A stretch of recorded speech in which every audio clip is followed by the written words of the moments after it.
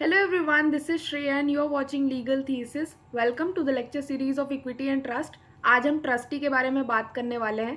Trustee की क्या duties होती है, लाइबिलिटीज़ होती हैं, पावर, राइट्स, डिसेबिलिटीज़, इन सभी टॉपिक के बारे में आज हम डिटेल में डिस्कस करेंगे।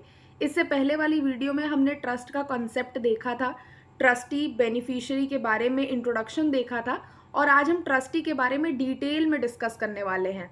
सो स्टार्टिंग विथ ट्रस्टी की जो ड्यूटीज़ या फिर लाइबिलिटीज़ होती हैं ये ट्रस्ट एक्ट में दी गई हैं। तो ड्यूटीज़ ऑफ ट्रस्टी की अगर बात करें तो पहला जो ड्यूटी है वो सेक्शन 11 में दिया गया है, जो कि बात करता है एग्जीक्यूशन ऑफ ट्रस्ट के बारे में। ये कहता है कि जो ट्रस्टी है उसका ये ड्यूटी है कि जो ट्रस्ट डीड है उसको वो एग्जीक्यूट करेगा, फॉलो करेगा। यानी कि ट्रस्ट डीड जो कॉन्ट्रैक्ट अग्रीमेंट हुआ है ट्रस्ट को लेके, उसमें जो भी क्लॉजेज होंगे, उसमें जो भी रूल्स होंगे, उन सभी को एग्जीक्यूट करने का, उनको फॉलो करने का जो ड्यूटी होगा वो ट्रस्टी का होगा। Acquaintances with the trust properties का मतलब क्या होता है कि जो ट्रस्टी होता है उसको समझना पड़ेगा नेचर और circumstances of the trust asset को। जो भी ट्रस्ट के असेट्स हैं, यानी कि अगर कोई प्रॉपर्टी है जिसको ट्रस्ट में दिया गया है, कोई बिल्डिंग है, कोई मशीनरी है, तो जो भी असेट्स हैं ट्रस्ट के, उन सभी के नेचर को, उसके सर्कमस्टांसेस को, ट्रस्ट प्रॉपर्टी को अच्छी तरीके से समझने का जो ड्यूटी होता है वो ट्रस्टी का होता है। ट्रस्टी जो है वो टाइटल को प्रोटेक्ट करता है ट्रस्ट प्रॉपर्टी के। अगर कोई प्रॉपर्टी है तो उसका जो टाइटल है वो उसको भी प्रोटेक्ट करेगा, और प्रॉपर्टी का जो ओनरशिप है अगर उसको लेके कोई लीगल एक्शन किसी ने क्लेम किया है, किसी ने सू किया है, तो ट्रस्टी उस लीगल क्लेम को भी डिफेंड करेगा। ये ट्रस्टी की ड्यूटी होती है। सेक्शन 14 बात करता है prohibition against setting up adverse title के बारे में। ये कहता है कि जो ट्रस्टी है वो क्रिएट नहीं कर सकता है या सपोर्ट नहीं कर सकता है क्लेम्स को जो हार्म कर सकते हैं ट्रस्ट के टाइटल को। यानी कि अगर कोई ऐसा इंसान है जो कि ये कह रहा है कि हाँ ये जो ट्रस्ट की प्रॉपर्टी है ये मेरी है, तो यहाँ पे ट्रस्टी जो है वो उस इंसान का सपोर्ट नहीं कर सकता है, क्योंकि वो ट्रस्ट के टाइटल को लेके क्लेम कर रहा है जो कि ट्रस्ट प्रॉपर्टी को हार्म पहुंचा सकता है। सेक्शन 15 जो है ये मेंटेनेंस ऑफ ट्रस्ट प्रॉपर्टी की बात करता है। ट्रस्टी जो है वो रिस्पॉन्सिबल होगा ट्रस्ट प्रॉपर्टी के मेंटेनेंस के लिए। जो भी प्रॉपर्टी है, जो भी लैंड है या मशीनरी है जिसको ट्रस्ट में दिया गया है, तो उसकी जो देखभाल की रिस्पॉन्सिबिलिटी होती है, उसको मेंटेन करने की, उसकी सेफगार्डिंग की जो रिस्पॉन्सिबिलिटी होती है वो ट्रस्टी की होती है। नेक्स्ट सेक्शन 16 जो है ये कन्वर्जन ऑफ पेरिशेबल प्रॉपर्टी के बारे में बात करता है। अगर कोई ऐसी प्रॉपर्टी है जो कि ट्रस्ट में दी गई है, जो कि कुछ टाइम बाद खराब हो सकती है, वेस्ट हो सकती है, यानी कि वो पेरिशेबल नेचर की है, एक टाइम के बाद वो प्रॉपर्टी जो है वो डेप्रिशिएट हो जाएगी, तो यहाँ पे जो ट्रस्टी होगा उसका ये ड्यूटी होगा कि वो ऐसे असेट को कन्वर्ट करेगा इनटू मोर लिक्विड फॉर्म। यानी कि अगर कोई मशीनरी है सपोज जो कि 4 साल बाद खराब हो जाएगी और उसका कोई भी प्रॉफिट नहीं बचेगा, तो यहाँ पे ट्रस्टी की ये रिस्पॉन्सिबिलिटी होगी कि वो 4 साल के अंदर अंदर उस मशीनरी को बेच के जो पैसा होगा वो लिक्विड फॉर्म में बेनिफिशियरी के लिए यूज करे। सेक्शन 17 बात करता है इम्पार्शियलिटी अमंग बेनिफिशियरीज के बारे में। ट्रस्टी, जिस भी ट्रस्ट एक्ट में एक से ज़्यादा बेनिफिशियरी है तो वहाँ पे ट्रस्टी जो है वो फेयरली और इक्वली काम करेगा, किसी एक बेनिफिशियरी के फेवर में काम नहीं करेगा, सबको इक्वली ट्रीट करेगा। सेक्शन 18 बात करता है duty to prevent waste. Trustee की ये ड्यूटी है कि वो प्रिवेंट करेगा किसी भी फॉर्म ऑफ वेस्ट को या फिर miss use of trust property को। सपोज अगर कोई एग्रीकल्चरल लैंड है जो कि ट्रस्ट प्रॉपर्टी में दी गई है, ट्रस्टी को ये पता है कि यहाँ पे राइस जो है वो ग्रो किया जा सकता है, तो उस कंडीशन में अगर ट्रस्टी उस प्रॉपर्टी को खाली छोड़ देता है, वहाँ पे कोई एग्रीकल्चर काम नहीं करवाता है, तो ये वेस्टेज होगा उस लैंड का। तो ये ट्रस्टी की रिस्पॉन्सिबिलिटी है कि उसको प्रिवेंट करना है वेस्ट ऑफ लैंड को। सेक्शन 19 बात करता है रेगुलर अकाउंटिंग का। ट्रस्टी जो है वो मस्ट प्रोवाइड करेगा regular accounts of trust income and expenditure to the beneficiary. जो भी बेनिफिशियरी होगा उसको प्रॉपर अकाउंट्स ट्रस्टी बना के देगा कि इतने प्रॉफिट्स हो रहे हैं, इतना एक्सपेंडिचर हो रहा है ट्रस्ट प्रॉपर्टी पे। सेक्शन 20 बोलता है इन्वेस्टमेंट ऑफ ट्रस्ट के बारे में। जहाँ पे भी जो ट्रस्ट प्रॉपर्टी है वो मनी से रिलेटेड है या फिर वो इमीडिएटली अप्लाई नहीं की जा सकती है for the purpose of trust, तो यहाँ पे ट्रस्टी जो है उसकी ये ड्यूटी है कि वो इन्वेस्ट करेगा मनी को किसी भी फॉर्म ऑफ सिक्योरिटीज या क्लास ऑफ सिक्योरिटीज में। फॉर एग्जाम्पल कोई सम ऑफ मनी है जो मनी बेनिफिशियरी के लिए अभी यूज नहीं किया जा सकता है। सपोज ट्रस्ट डीड जो है वो ऐसा है कि 18 साल का जब हो जाएगा बेनिफिशियरी उसके बाद ही उसको वो पैसा मिलेगा, तो मीनवाइल अगर अभी बेनिफिशियरी 10 साल का है तो 8 साल तक वो जो पैसा है वो ट्रस्टी इन्वेस्ट करेगा कहीं पे जहाँ पे उस ट्रस्ट मनी से जो है प्रॉफिट मिल सके, और वो प्रॉफिट किसको जाएगा, बेनिफिशियरी को जाएगा। नेक्स्ट है सेक्शन 20A। ये बात करता है power to purchase redeemable stock at a premium. ये कहता है कि ट्रस्टी जो है वो इन्वेस्ट करेगा कि कोई भी सिक्योरिटीज़ है, अगर वो मेंशन्ड है वो form of security in section 20, तो उसको लेके वो इन्वेस्टमेंट कर सकता है, ये ट्रस्टी के पास ड्यूटी है। सेक्शन 22 बात करता है sale by trustee directed to sell within specified time. अगर ट्रस्ट डीड कहता है कि ये जो ट्रस्ट प्रॉपर्टी है इसको स्पेसिफिक टाइम पीरियड के अंदर ही सेल कर देना है, और वो स्पेसिफिक टाइम पीरियड अगर निकल गया है और ट्रस्टी सेल नहीं कर पाया है और ये फॉल्ट था ट्रस्टी का, तो इस केस में जो ट्रस्टी होगा वो लायबल होगा फॉर कॉम्पनसेशन। जो भी लॉस होगा वो बेनिफिशियरी को, ट्रस्टी को देना पड़ेगा। ब्रीच ऑफ ट्रस्ट सेक्शन 23 बात करता है कि ट्रस्टी अगर ट्रस्ट की ब्रीच कर देता है, जो ट्रस्ट डीड है अगर उसको वॉयलेट कर देता है, उसको कॉन्ट्राडिक्ट कर देता है, तो वहाँ पे जो ट्रस्टी होगा वो लायबल होगा for failing to protect the trust property, या फिर अगर मिसमैनेजमेंट कर रहा है वो ट्रस्ट असेट का, तो वहाँ पे भी वो लायबल होगा, कॉम्पनसेट उसको करना पड़ेगा बेनिफिशियरी को। सेक्शन 24 बात करता है no set off allowed to trustee. अब ये वाला समझना, ट्रस्टी जो है अगर मानो किसी लॉस के लिए लायबल है, उससे कोई गलती हो गई जिसके लिए लॉस हुआ, अब उसको उस लॉस के लिए कंपनसेट करना है बेनिफिशियरी को, और दूसरी जगह पे उसने कुछ ऐसा काम किया है जहां से उसको प्रॉफिट हो गया है। फॉर एग्जाम्पल, एक केस सिनेरियो में ट्रस्टी की वजह से लॉस हुआ, दूसरे केस सिनेरियो में ट्रस्टी की वजह से ही प्रॉफिट हो गया, तो क्या ये जो प्रॉफिट है ये लॉस के साथ आप सेट ऑफ कर सकते हो, यानी इसको बराबर कर सकते हो कि मेरी वजह से 50 रुपए का लॉस हुआ था, फिर मेरी वजह से ही 50 रुपए का प्रॉफिट हो गया, तो ये दोनों तो बराबर हो गए? नहीं, सेक्शन 24 यही कहता है कि सेट ऑफ अलाउड नहीं है ट्रस्टी के लिए। अगर ट्रस्टी से कोई लॉस हुआ है तो ट्रस्टी को कॉम्पनसेट करना पड़ेगा, और जो प्रॉफिट हुआ होगा वो बेनिफिशियरी का प्रॉफिट माना जाएगा। इसके बाद जो सेक्शन 25 है ये बात करता है non liability for predecessors default. अगर कोई ट्रस्टी है प्रेजेंट टाइम में, तो इससे पहले जो ट्रस्टी था उस ट्रस्ट प्रॉपर्टी का, अगर उसने कोई डिफॉल्ट किया है तो उसके डिफॉल्ट के लिए करंट ट्रस्टी जो होगा उसको लायबल नहीं ठहराया जा सकता है। प्रेडिसेसर के डिफॉल्ट के लिए करंट ट्रस्टी लायबल नहीं होगा। सेक्शन 26 कहता है कि नॉन लाइबिलिटी फॉर को ट्रस्टीज डिफॉल्ट। सपोज किसी ट्रस्ट डीड में 2 ट्रस्टीज हैं, तो उस केस में अगर एक ट्रस्टी जो है वो कोई डिफॉल्ट करता है या ब्रीच करता है ट्रस्ट डीड का, तो उस केस में उस ट्रस्टी को ही लायबल ठहराया जाएगा, जो दूसरा को ट्रस्टी है वो लायबल नहीं होगा उस डिफॉल्ट के लिए। सेक्शन 27 कहता है सेवरल लाइबिलिटीज ऑफ को ट्रस्टीज।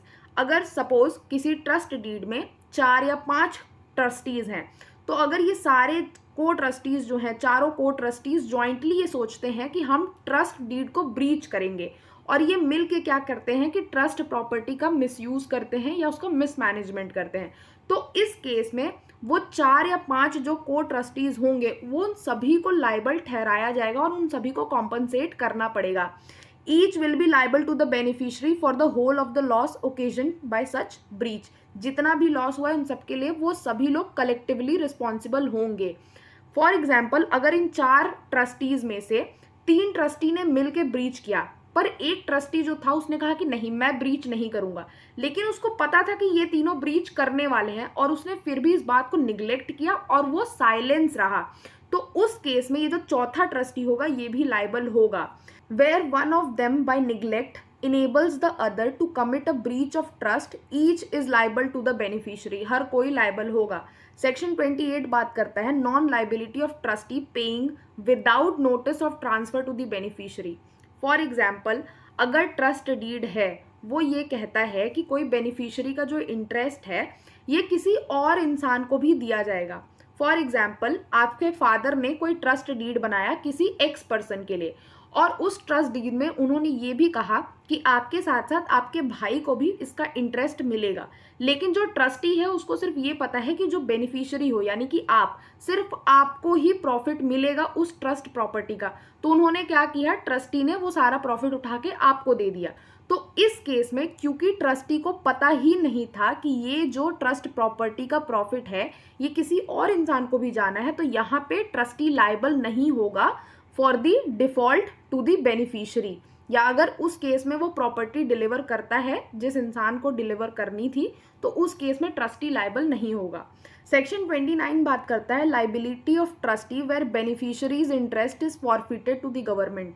जहाँ पे अगर बेनिफिशियरी का कोई जो इंटरेस्ट था ट्रस्ट प्रॉपर्टी में, अगर वो किसी केस के चलते या गवर्नमेंट के चलते वो जो बेनिफिशियरी का इंटरेस्ट था वो गवर्नमेंट ने कहा कि ये इंटरेस्ट अब हमारा हो गया है, या कोर्ट ने ये कहा कि अब ये जो बेनिफिशियरी का इंटरेस्ट था ये गवर्नमेंट के अंडर आएगा, तो इस केस में वो जो ट्रस्टी होगा वो बाउंड होगा to hold the trust property to the extent of such interest, या फिर ऐसे बेनिफिट के लिए जहां तक जो स्टेट गवर्नमेंट होगी वो डायरेक्ट करेगी ट्रस्टी को। अगर स्टेट गवर्नमेंट कहती है कि इस एक्सटेंट तक आपको ट्रस्ट प्रॉपर्टी को मैनेज करना है, आपको होल्ड करके रखना है, तो ट्रस्टी सिर्फ उसी एक्सटेंट तक होल्ड करके रखेगा, वहां पे ट्रस्ट डीड कोई काम में नहीं आएगी। Moving on to rights of trustee. अभी तक तो हमने देख लिया कि लाइबिलिटीज क्या है ट्रस्टी की, ड्यूटीज क्या है। अब हम देखेंगे कि राइट्स क्या है ट्रस्टी के पास। एक ट्रस्ट डीड के अंदर ट्रस्टी के पास कौन कौन से अधिकार होते हैं, तो उसमें सेक्शन 31 बात करता है राइट टू टाइटल डीड के बारे में। ट्रस्टी जो है उसके पास ये राइट है कि वो जो ट्रस्ट प्रॉपर्टी है उसका जो भी टाइटल है, जो ओनरशिप है, उसकी जो भी प्रॉपर्टी के पेपर्स हैं वो ट्रस्टी को मिलने चाहिए। A trustee is entitled to have in the possession the instrument of trust and all the documents of title relating solely to the trust property. जो भी ट्रस्ट प्रॉपर्टी से रिलेटेड टाइटल होगा, जो भी उसके पेपर्स होंगे वो ट्रस्टी को मिलेंगे। सेक्शन 32 बात करता है राइट टू रीइंबर्समेंट की। ट्रस्टी के पास ये राइट है कि उसके जो भी एक्सपेंसेस हुए हैं उस ट्रस्ट प्रॉपर्टी को मैनेज करने में, वो एक्सपेंसेस उस ट्रस्टी को वापस किए जाएंगे, रीइंबर्स किए जाएंगे। सेक्शन 33 कहता है right to indemnity from gainer by breach of trust. अब ये वाला समझना, अगर कोई ऐसा इंसान है अदर देन ट्रस्टी जिसको गेन हुआ है या फिर जिसको एडवांटेज हुआ है फ्रॉम ब्रीच ऑफ ट्रस्ट, तो वो इंडेमनीफाई करेगा ट्रस्टी को। वो ट्रस्टी को वो जो एडवांटेज हुआ है या फिर जो भी गेन हुआ है उसको वापस करेगा ट्रस्टी को। फॉर एग्जाम्पल, कोई ट्रस्ट डीड है जहां पे बेनिफिशियरी ने उस ट्रस्ट को ब्रीच कर दिया। अब यहाँ पे बेनिफिशियरी ने ब्रीच किया है तो बेनिफिशियरी लायबल होगा, बेनिफिशियरी कंपनसेट करेगा ट्रस्टी को। अब सपोज कि बेनिफिशियरी ट्रस्टी को कंपनसेट ना करने के बजाय किसी थर्ड पर्सन को कर देता है, तो यहाँ पे ट्रस्टी के पास ये राइट है कि वो जो थर्ड पर्सन है वो ट्रस्टी को वो अमाउंट, वो जो कॉम्पनसेशन है वो लाके वापस करेगा, इंडेमनीफाई करेगा। सेक्शन 34 बात करता है right to apply to court for opinion in management of trust property. अगर ट्रस्टी है, अगर उसको कोई ओपिनियन चाहिए तो वो सिविल कोर्ट जा सकता है, प्रिंसिपल सिविल कोर्ट में, जिसके पास ओरिजिनल ज्यूरिसडिक्शन का अधिकार होगा, वहाँ पे वो जा सकता है, उनकी ओपिनियन, एडवाइस या फिर डायरेक्शन ले सकता है। सेक्शन 35 करता है right to settle accounts. Trustee के पास ये राइट है कि वो सेटल करेगा अकाउंट्स विद द बेनिफिशियरीज। जो भी अकाउंट है ट्रस्ट प्रॉपर्टी का, सपोज एक से ज़्यादा अगर बेनिफिशियरीज हैं तो किसके कितने अमाउंट हैं, किसको कितना प्रॉफिट मिलना है, ये सारे अकाउंट का जो सेटलमेंट का राइट होता है ये भी ट्रस्टी के पास होता है।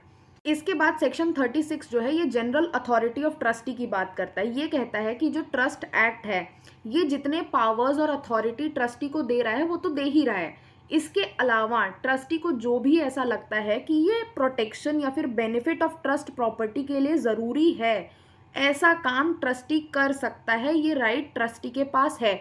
जो भी काम उसको लगेगा कि ट्रस्ट प्रॉपर्टी के लिए बेनिफिशियल हो सकता है वो ट्रस्टी कर सकता है।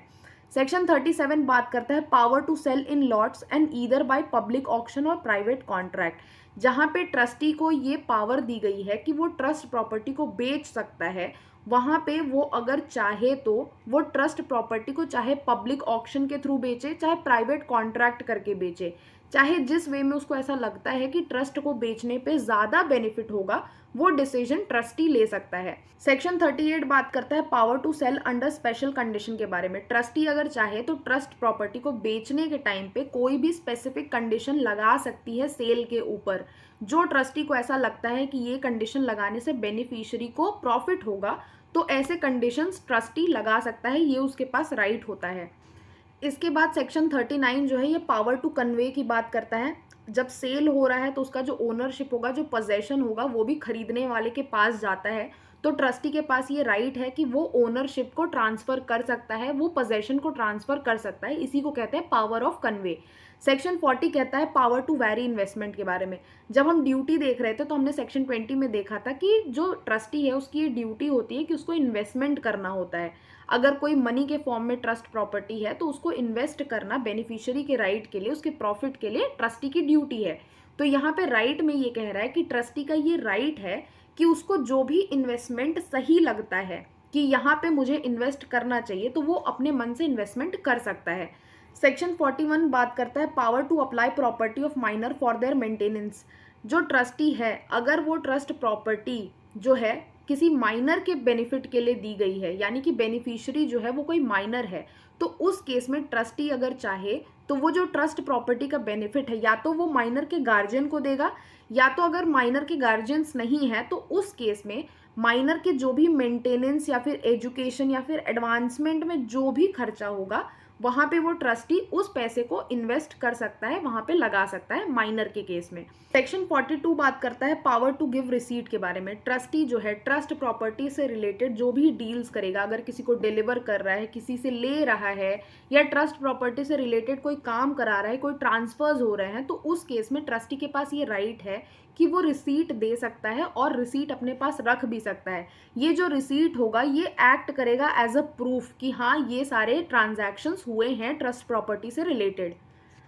सेक्शन 43 जो है वो बात करता है पावर टू कंपाउंड के बारे में, जहाँ पे एक ट्रस्टी या दो से ज़्यादा ट्रस्टीज़ हैं, तो अगर वो सारे ट्रस्टी मिल के चाहें तो ये 3 फंक्शंस परफॉर्म कर सकते हैं, जिसमें पहला कहता है एक्सेप्ट एनी कंपोजिशन और any security for any debt और फॉर एनी प्रॉपर्टी क्लेम्ड। अगर ट्रस्ट प्रॉपर्टी से रिलेटेड कोई सिक्योरिटी है, कोई डेट है, कोई कॉम्पोजिशन है, तो उसको एक्सेप्ट कर सकते हैं।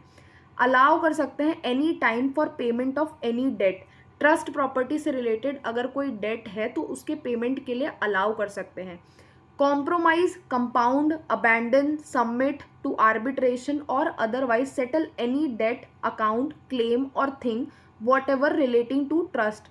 ट्रस्ट प्रॉपर्टी से रिलेटेड अगर कोई क्लेम है, कोई डेट है, कोई कंपाउंड है, या फिर अगर आर्बिट्रेशन को कोई इन्फॉर्मेशन सबमिट करनी है, तो ये सभी एक्शंस जो हैं ट्रस्टी ले सकता है, उसके पास वो राइट है। सेक्शन 44 बात करता है power to several trustees of whom one disclaims और डाइज। फॉर एग्जाम्पल, अगर कोई ट्रस्ट प्रॉपर्टी है जिसमें 4 ट्रस्टीज हैं, तो उस केस में अगर एक ट्रस्टी जो है उसकी डेथ हो जाती है या तो फिर वो ट्रस्ट प्रॉपर्टी से हट जाता है, तो उस केस में जो अथॉरिटी होगी वो एक्सरसाइज की जाएगी बाय द कंटिन्यूइंग ट्रस्टीज, यानी कि जो 3 बचे हुए ट्रस्टी रहेंगे ये तीनों अपनी पावर को एज इट इज एक्सरसाइज करेंगे एज इफ वो चौथा ट्रस्टी एग्जिस्ट नहीं करता है। सेक्शन 45 बात करता है suspension of trustees power bye decree, जहां पे कोर्ट के किसी ऑर्डर के द्वारा अगर किसी ट्रस्टी के जो पावर्स हैं, जो राइट है, अगर उनको सस्पेंड कर दिया गया है या कोर्ट ने कह दिया है कि आप अपने पावर्स को एक्सरसाइज नहीं कर सकते हैं, तो उस केस में वो जो ट्रस्टी होगा वो किसी भी पावर को एक्सरसाइज नहीं करेगा unless and until judgment court का ना आ जाए, तब तक वो जो है अपने ट्रस्टी होने के कोई भी राइट या ड्यूटी को फॉलो नहीं करेगा। नाउ मूविंग ऑन, अभी तक हमने ड्यूटीज देख ली, राइट्स देख लिया। राइट और पावर सेम होता है, ड्यूटी और लाइबिलिटी सेम होती है, कंफ्यूज मत होना। तीसरा हेडिंग है डिसेबिलिटी। ट्रस्टी क्या क्या चीजें हैं जो वो नहीं कर सकता है, वो डिसेबल है करने में। तो इसमें जो पहला है सेक्शन 46 में दिया गया है, ये बात करता है trustee cannot renounce after acceptance. अगर एक बार ट्रस्टी ने एक्सेप्ट कर लिया ट्रस्ट डीड को और ट्रस्टी बनने के लिए, तो उसके बाद ट्रस्टी के पास ये पावर नहीं होती है कि वो ट्रस्ट डीड से या ट्रस्ट प्रॉपर्टी से हट जाए या ट्रस्टी बनने से मना कर दे। इसमें भी एक्सेप्शन है, वो मना कर सकता है with the permission of principal civil court of original jurisdiction. या तो वो कोर्ट से परमिशन लेगा, उसके बाद वो रिनाउंस कर सकता है, या तो फिर अगर जिस केस में जो बेनिफिशियरी है वो कॉम्पिटेंट है कॉन्ट्रैक्ट करने के लिए, तो बेनिफिशियरी के कंसेंट से भी वो मना कर सकता है, या तो फिर by virtue of a special power in the instrument of trust, या अगर ट्रस्ट डीड में स्पेसिफिकली मेंशन्ड है कि ट्रस्टी जब चाहे वो रिनाउंस कर सकता है अपना एक्सेप्टेंस, तो उस केस में ट्रस्टी कर सकता है। ये 3 एक्सेप्शंस हैं। सेक्शन 47 बात करता है ट्रस्टी कैन नॉट डेलीगेट। जो राइट्स, जो ड्यूटीज ट्रस्टी के पास हैं, ट्रस्टी उसे किसी और इंसान को पास ऑन नहीं कर सकता है। फॉर एग्जाम्पल अगर मैं ट्रस्टी हूँ और मेरी ये ड्यूटी है कि मैं आज जाऊँगी और मैं ट्रस्ट प्रॉपर्टी को इंस्पेक्ट करूँगी, उसके मेंटेनेंस को चेक करूँगी, तो मैं अपनी ड्यूटी किसी और इंसान पे डेलीगेट नहीं कर सकती हूँ। मैं अपने भाई को नहीं बोल सकती हूँ कि तुम चले जाओ ट्रस्ट प्रॉपर्टी को देखाओ। नहीं, ट्रस्टी कभी भी अपने राइट या अपनी ड्यूटीज़ को डेलीगेट नहीं करेगा किसी भी को ट्रस्टी को या फिर किसी भी स्ट्रेंजर को। को ट्रस्टी पे भी ये अप्लाई होगा। सेक्शन 48 बात करता है co trustees can not act singly. अगर कोई ट्रस्ट प्रॉपर्टी है जहाँ पे दो या दो से ज़्यादा ट्रस्टीज हैं तो उस केस में उन सभी ट्रस्टीज को मिल के ट्रस्ट प्रॉपर्टी के लिए काम करना होगा। कोई एक ट्रस्टी अकेले एक्ट नहीं करेगा, सब लोग मिल के उस ट्रस्ट डीड को एग्जीक्यूट करेंगे। नेक्स्ट है सेक्शन 49 जो कि बात करता है कंट्रोल ऑफ डिस्क्रिशनरी पावर के बारे में। ये कहता है कि जो ट्रस्टी है उसको जो राइट्स दिए गए हैं, जो डिस्क्रिशनरी पावर दी गई है, वो अगर सिविल कोर्ट चाहे तो सस्पेंड कर सकती है। अगर सिविल कोर्ट ये देख रही है कि जो ट्रस्टी है वो रीजनेबली काम नहीं कर रहा है या फिर गुड फेथ में नहीं काम कर रहा है, बेनिफिशियरी के इंटरेस्ट में काम नहीं कर रहा है, तो उस केस में जो कोर्ट है अगर वो चाहे तो उन डिस्क्रिशनरी पावर्स को सस्पेंड कर सकती है। सेक्शन 50 कहता है trustee may not charge for services. देखो हमने राइट में देखा था कि रीइंबर्समेंट का जो राइट है वो ट्रस्टी के पास है, जो भी एक्सपेंसेस होंगे वो ट्रस्टी को मिलेंगे।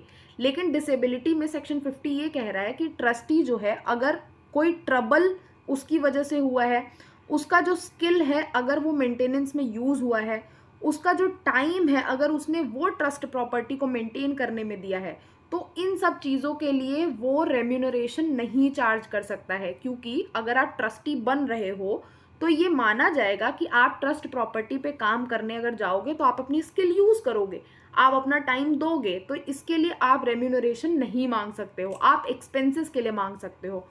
सेक्शन 51 बात करता है ट्रस्टी में not use trust property for his own profit. Trustee जो है कभी भी ट्रस्ट प्रॉपर्टी को अपने बेनिफिट के लिए यूज नहीं करेगा, जो भी बेनिफिट होगा वो हमेशा बेनिफिशियरी को ही जाएगा। सेक्शन 52 कहता है ट्रस्टी फॉर सेल और his agent may not buy. अगर ट्रस्टी है जो उसकी ड्यूटी है कि उसको ट्रस्ट प्रॉपर्टी को बेचना है, उसके लिए अगर उस ट्रस्टी को रखा गया है, तो उस केस में ट्रस्टी जो है वो खुद खरीद नहीं सकता है ट्रस्ट प्रॉपर्टी को, या फिर वो अपने एजेंट को नहीं बोल सकता है खरीदने के लिए। अगर ट्रस्टी है, no trustee whose duties is to sell trust property and no agent employed by such trustee for the purpose of the sale may directly or indirectly buy the same or any interest therein on his own account। Trustee कभी भी trust property को खरीद नहीं सकता है या फिर अपने एजेंट से बोल के भी खरीदवा नहीं सकता है। इसके बाद सेक्शन 53 जो है ये बात करता है trustee may not buy beneficiaries interest without permission. For example अगर ट्रस्ट प्रॉपर्टी कोई बेची जा रही है, बेनिफिशियरी का जो इंटरेस्ट है अगर उसको सेल किया जा रहा है, तो ट्रस्टी जो है वो खुद नहीं खरीद सकता है। या फिर ट्रस्टी जो है without permission of civil court या तो खरीद नहीं सकता है, ना ही मॉर्गेज कर सकता है, ना ही लीज पे ले सकता है ट्रस्ट प्रॉपर्टी को। ये सभी राइट ट्रस्टी के पास नहीं है, वो ट्रस्ट प्रॉपर्टी को किसी भी वे में अक्वायर नहीं कर सकता है। सेक्शन 52 कहता है co trustees may not lend to one of themselves. अब अगर मान लो किसी ट्रस्ट प्रॉपर्टी में दो को ट्रस्टीज हैं, ठीक है, पहला को ट्रस्टी जो बोलता है कि मेरे पास ये राइट है कि मैं ट्रस्ट प्रॉपर्टी की जो मनी है उसको इन्वेस्ट कर सकता हूँ। दूसरा ट्रस्टी ये बोलता है कि अरे यार मुझे तो लोन चाहिए, मुझे ही मॉर्गेज पे दे दो, तुम इन्वेस्ट कर दो, तुम्हारा वो राइट है, और मुझे मॉर्गेज पे दे दो, मैं मॉर्गेज कर दूंगा और मुझे लोन दे दो। नहीं, दिस इज नॉट अलाउड। यही कह रहा है अ ट्रस्टी और co trustee whose duty it is to invest trust money on mortgage or personal security must not invest it on a mortgage by or the personal security of himself or one of his co-trustee। खुद पे या अपने co-trustee पे कभी भी invest नहीं कर सकता है, उसको हमेशा किसी और पे ही इन्वेस्ट करना होगा। This was all about duties, liability, power, right and disability of trustee. I hope आपको समझ में आया होगा। बहुत ही शॉर्ट और ब्रीफ में हमने देखा इसके एक्सप्लेनेशन को, इतना सफिशिएंट है आपके एग्जाम के लिए, क्योंकि कभी भी क्वेश्चन अगर आता है तो या तो ड्यूटी ऑफ ट्रस्टी पूछेगा, या राइट ऑफ ट्रस्टी पूछेगा, या डिसेबिलिटी ऑफ ट्रस्टी पूछेगा। कोई स्पेसिफिक सेक्शन आपसे नहीं पूछा जाएगा जनरली। तो अगर आप ड्यूटीज लिख रहे हो तो आप जब 10 या 20 सेक्शन मेंशन करोगे, सारे सेक्शन 11 से लेके 29-30 तक, तो उस केस में आपका कंटेंट ऑलरेडी बहुत बड़ा हो जाएगा। So try to keep your answers very short and very crisp. So this was sufficient according to me. If you have any doubt, let me know in the comment box. Thank you for watching. Keep studying.